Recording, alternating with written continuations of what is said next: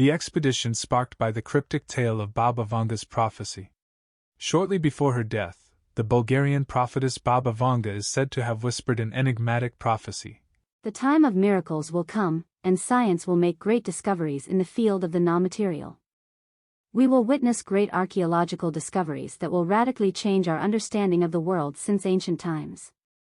All the hidden gold will come to the surface, but the water will go away. So predetermined. This can be read in the book written by her niece, Krassimira Stoyanova.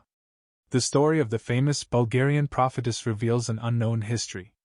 Over 40 years ago, one of the strangest and most mysterious archaeological expeditions took place. Ludmila Zhivkova, daughter of the Bulgarian leader Todor Zhivkov, personally led a secret expedition to find a mysterious place hidden in the Strandzha Mountains, Bulgaria. This place is believed to conceal an incredible treasure linked to ancient civilizations. The expedition was reportedly guided by Baba Vanga's predictions. The man with the map. In January 1981, a man visited Baba Vanga in Rupité with a very old map. Rupité is the town where Baba Vanga lived in Bulgaria. According to this man, the map indicated the location of a treasure. Unable to decipher the document, the treasure hunter decided to consult Baba Vanga to help him interpret it. Although Vanga was not fond of such people, she decided to receive him because he had come from far and seemed tired.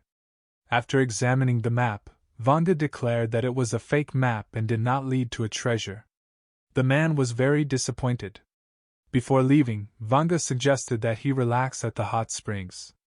There are well-known hot springs in Rupité located right next to Vanga's house. Meanwhile, Vanga asked the man to leave the map with her. She then asked her niece, Krassimira, to immediately copy the map before the man returned. Later that day, once the man had left with his map, Vanga revealed to Krassimira that this map did not lead to a treasure, but that it contained very ancient writing. According to Vanga, a long time ago, people from Egypt arrived by the sea on lands that are now part of Bulgaria. They dug deep to bury a sarcophagus containing ancestral knowledge written in an unknown writing. On the sarcophagus, the history of 2,000 years before our era and 2,000 years after our era was inscribed. After that, all the members of this expedition were killed to preserve the secret sealed forever. Much blood was shed. Then, in a trance, Vanga described a forgotten place in the Strandzha Mountains. A small mountain near the border with Turkey, a path leading to a clearing, wild vegetation, and below there is a large rock measuring about 4 meters, 13.12 feet, wide and 5 meters, 16.40 feet, high. Vanga added, You should go there on May 5th because, with the favor of the celestial bodies, you should watch the first rays of the sun and then the first rays of the moon. You will be able to observe something. And then she said no more. Keep in mind that Baba Vanga is blind and she does not know this place. She has never been there. Back in Sofia, Krassimira shared this story with Krastia Mutavchev, a close collaborator of Ludmila Zhivkova. He was extremely enthusiastic and proposed organizing an expedition to search for the enigmatic place described by Vanga. Remember, this was Bulgaria in 1981. A time when the country was part of the USSR. It was clear that going to a location 3 kilometers, 1.8 miles, from the Turkish border without authorizations was impossible. This area represented the border between the east and the west. Guards regularly patrolled along the corridor. The area was heavily controlled. A small group of 5 people was formed. Among them were Krastia Mutavchev, the organizer of the expedition, Krassimira, Vanga's niece, Ilya Prokopov, and 2 other individuals whose names have not been confirmed. Rays on the Rock. On May 4th, the 5 explorers set out to discover the mysterious place in the Strandzha Mountains, following only the directives of Baba Vanga. Initially, they struggled to find their way, but by the end of the day, they precisely located the site, according to Vanga's detailed descriptions.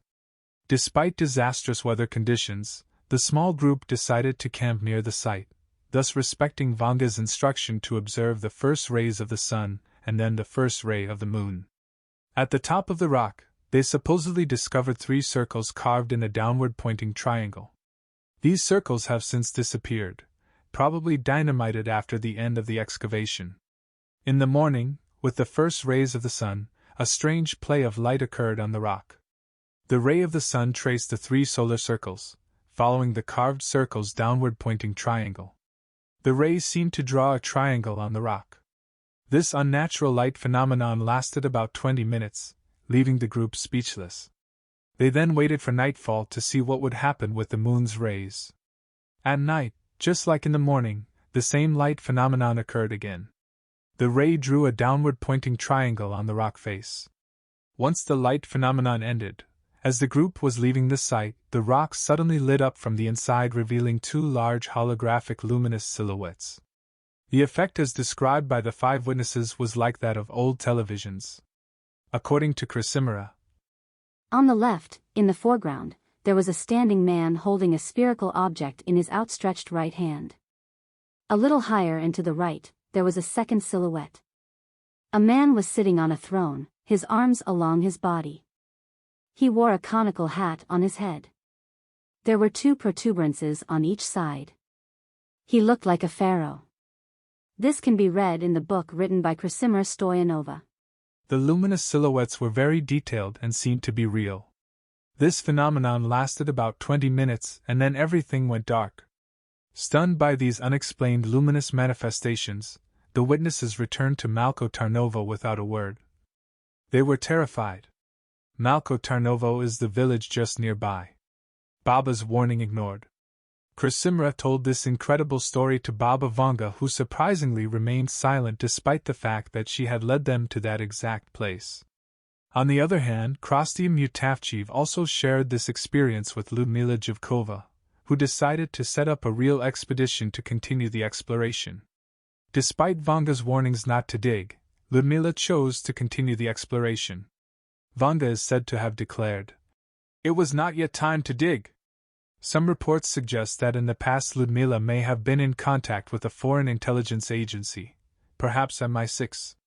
They might have indicated that they had identified archaeological anomalies in the Strandzha area years earlier using scanning radars. Ludmila had studied in the United Kingdom, and such contact was entirely possible. The combination of information provided by Krastia and MI6 might have strongly motivated Ludmila to authorize such an expedition.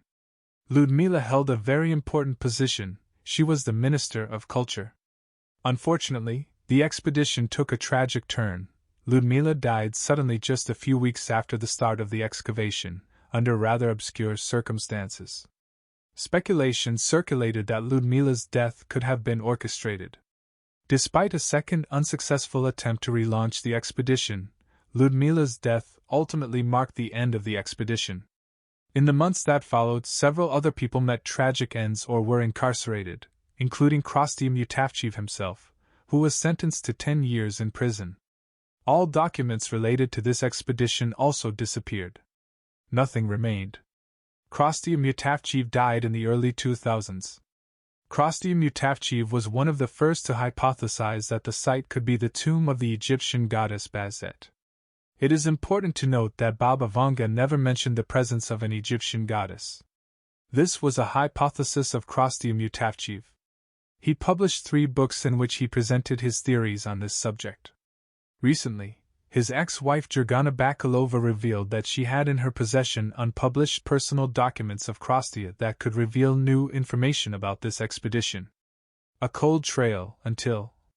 In 2018, archaeologist Daniel Pantov, director of the Primorsko Museum, conducted analyses using a georadar in the area. He discovered an anomaly located about 18 meters, 59.05 feet, deep. Daniel Pantov detected a perfectly symmetrical object, about 50 by 50 centimeters, 19.68 inches, which was neither metal nor crystal and appeared unnatural, situated in a cavity. Additionally, he spotted the presence of underground chambers and corridors that seemed to be artificially constructed. However, the exact nature of these underground structures remains undetermined. He made this information public during the year 2018. In one of her notes, Cryptic had recorded one of Vanga's visions. A long time ago, 3 messengers, that's the name Vanga gave to extraterrestrials, had come to Earth with a UFO to hide two statues important to them and that one of them was worried because they were too visible. The other messenger replied, "Don't you see that humans are blind?" Today, questions remain unanswered regarding the luminous silhouettes that appeared in the rock on May 5, 1981. It is surprising to note that they have not undergone more extensive scientific analysis.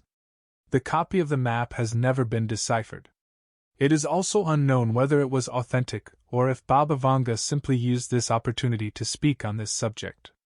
Apart from the fact that this is probably the only case in the world where a medium accurately predicted the date and location of paranormal phenomena, it is surprising that Vanga never spoke of this story again, even though she herself had led the group to this place. In 2018, Vladislav Lozanov published 2 articles demonstrating that May 5, 1981, was a day of the new moon and that the astral conjunction was particularly unique on that day. How could Vanga have known all this? It appears that other countries have shown interest in this place. Ilya Prokopov, who would later become the national director of museums in Bulgaria, said in an interview that he had received persistent foreign proposals to fund the resumption of the investigations. Nowadays this site is known in Bulgaria as the Cave of Bastet.